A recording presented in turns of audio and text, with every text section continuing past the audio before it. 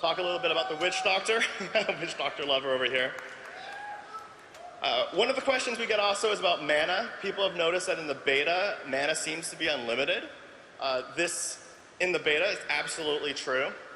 The mana gameplay that we want, mana is the only resource that's returning from Diablo 2. So what we're doing with it is we're providing multiple mechanisms for the Witch Doctor to recover mana. In this case, one of those will be passives. There's a number of passives that have to do with mana regeneration. There's also runes, and some of the runes will help out with mana regeneration or making some of the skills cheaper to cast. And then there is items. You get mana regeneration and items. The goal here is that players will choose a mix of different avenues to supplement their mana regeneration. So one Witch Doctor might decide to use a number of skill runes as their source of mana regeneration. Others might rely on gear. Another might take passives. Some Witch Doctors might actually do all three and go way overboard.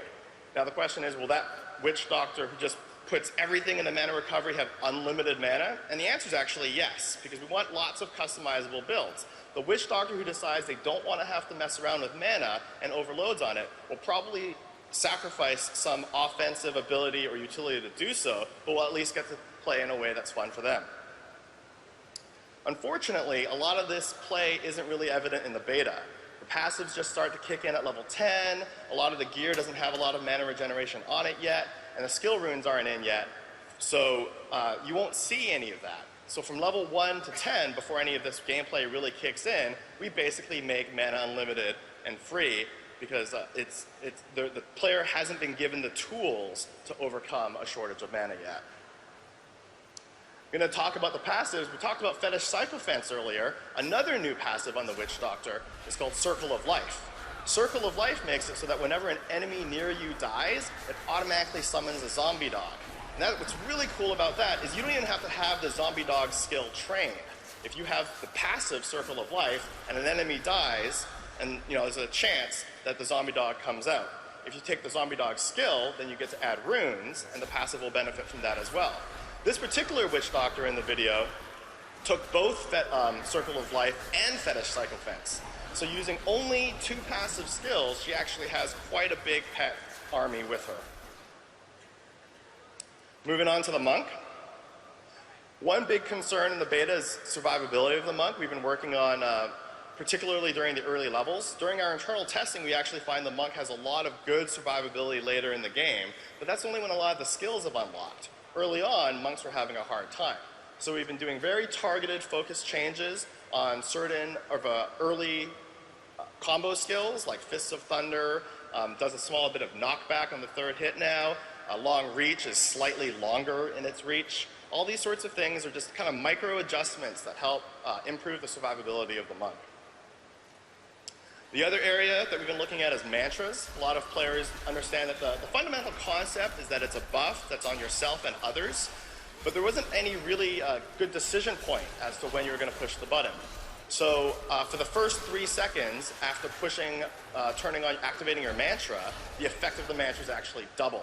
So for example, if you have a mantra that increases the damage taken by all enemies near you, at the time that you push the button, now the effect of that mantra is doubled, and you can actually unleash some of your high cooldown powers, 7-sided strikes, stuff like that. And finally, we've been taking a hard look at combo attacks, spirit generators. Like I said, we use those terms interchangeably. In this case, we had some players who said they just want to have one spirit generator and they want to spam it all the time. And then we have other players who say, well, actually, I really like the idea of combining the two.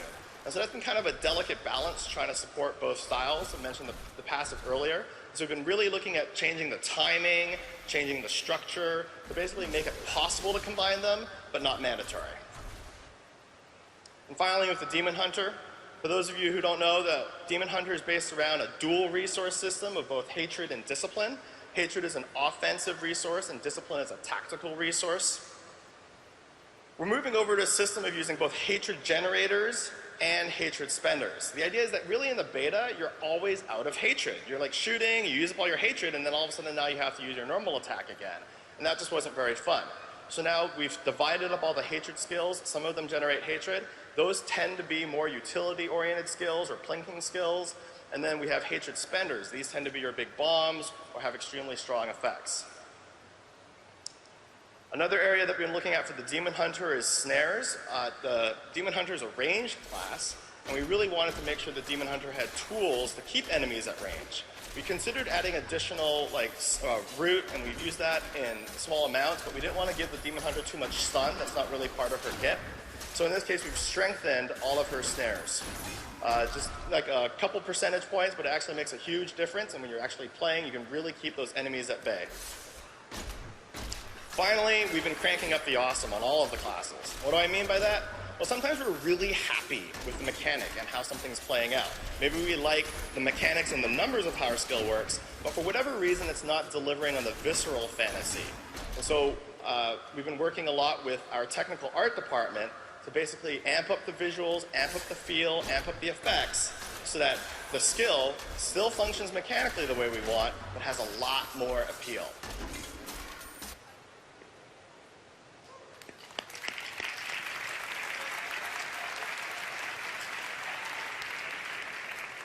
Are you guys ready to talk about awesome? You want to hear about awesome? That's all I care about. Awesome is awesome. Let's get these words off the screen. Oh, it's more words. Okay, so kick-ass gameplay is more than just a great idea or a great mechanic. Really, to be pushed in the stratosphere of pure awesome takes a synthesis of the two. So today I'm going to walk you guys through a mausoleum of ideas that didn't quite make the cut, and the things we've done to give them a spark. First up is the monk. So one of the cool things that came out of our brainstorming sessions was we wanted the monk to incorporate some kind of temple aesthetic into his skills. And we prototyped something here which is pretty awesome. It's basically the monk summons a huge temple and collapses it on his enemies, which is totally sweet. I think it's sweet. But it has some gameplay issues. It's too confusing. Each pillar requires a click. It takes up a lot of visual space on the screen, so we simplified it. Here we go. I'm gonna cast it on a spider. Oh, there it is. All right, so basically it explodes automatically. It's a lot easier to play, simpler to use, easier to understand. Doesn't take up as much space, but still kind of gets through some of that temple aesthetic that we were going for. So next up is the Demon Hunter. We knew that we wanted some kind of companion for the Demon Hunter, and there's a lot of ideas about what that could be. You know, a raven, which I think is the unruined version of his skill, is definitely one of them. Maybe a wolf. But we also tried some crazier ideas, like a floating skull. I don't know. Whose skull is that? It's friggin' huge. I guess he bites enemies. That's a bit magical. It doesn't really seem to work. We also tried a floating sword. I love floating swords, they're awesome, but on a Demon Hunter, it doesn't really seem to work, you know? It's kind of more arcane. I could see a wizard having a floating sword that floats around and like smashes enemies. So we replaced it. We went with something a little more basic, a little bit more corporeal. We went with like a bat. I guess he bites enemies and like sucks their blood for you or something. I mean, it's pretty sweet. It's got some shadow stuff on him too, so it's a little bit more in the physical realm. It's something I would expect a Demon Hunter to have following him around, slaying the allies of hell. We also gave him something a little cute. I love these little guys. Oh, little ferrets. That's awesome. I'm gonna call that one Bitey. I love ferrets. So some ideas are just awesome right off the bat. They go in the game and they're totally sweet, and you don't really have to do much to them. This is called Call of the Ancients, which summons the Ancients from Diablo 2 to come in and slay enemies on the battlefield for you. You love it, right? I love it too. When I first joined the project, Julian Love described it to me, and I was so excited, I just flipped my desk over. Pencils and everything are just going everywhere. So, love this skill. You know, it's not just hero skills that need to be awesome, it's also monsters. I mean, monsters have got to be awesome, so you feel more awesome for slaying them. So first up is the Goatman Shaman. Picture here, you're going to kind of see that he has a lightning shield, which he casts on himself, and when you hit him when he has a lightning shield on, it does damage to you, it returns damage. It's a great mechanic, it's a great idea, but if a shaman could really only do one thing, what would he do? When I imagine myself as a shaman, I think fury of the elements, savage, bestial, chaotic, smothering my enemies in an avalanche of frost, consigned to an icy grave. Let's see what that looks like. Yeah, hit him with the frost. Oh, you died. It's an upgrade, it's more awesome, I don't know. All right, so another monster we have, this guy shows up in Act 2. He's a rockworm. He's definitely not inspired by a desert-themed sci-fi universe at all. So get that idea out of your heads. Don't even think about it. So this is our first implementation, which is pretty cool. He has a cool intro, but he's kind of like a lot of other monsters we have. So we wanted to spice it up. So now what he does, still bursts out of the ground, but if you're unlucky enough, he's actually gonna catch you and eat you. Yeah, spits you out. That's what I'm talking about. That gets my blood boiling. All right, GG guys, that's all I got.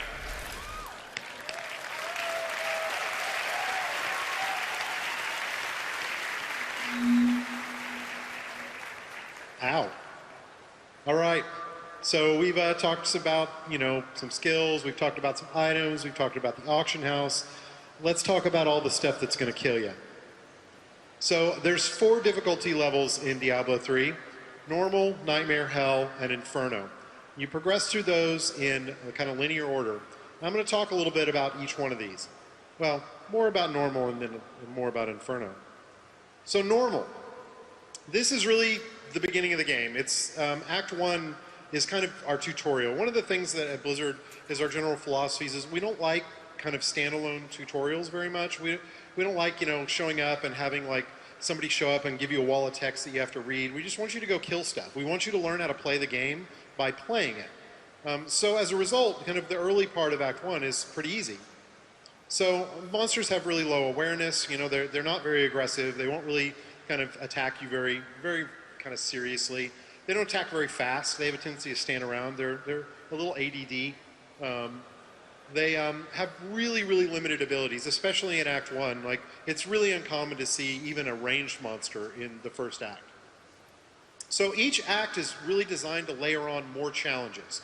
And we literally kind of bucketed all our monsters into different categories, like ranged and kind of proximity AoE and distance AoE and area denial and all these different abilities that they can do. And then we kind of gave them a rank score of what we thought was most difficult and kind of progressed those through all the difficulties.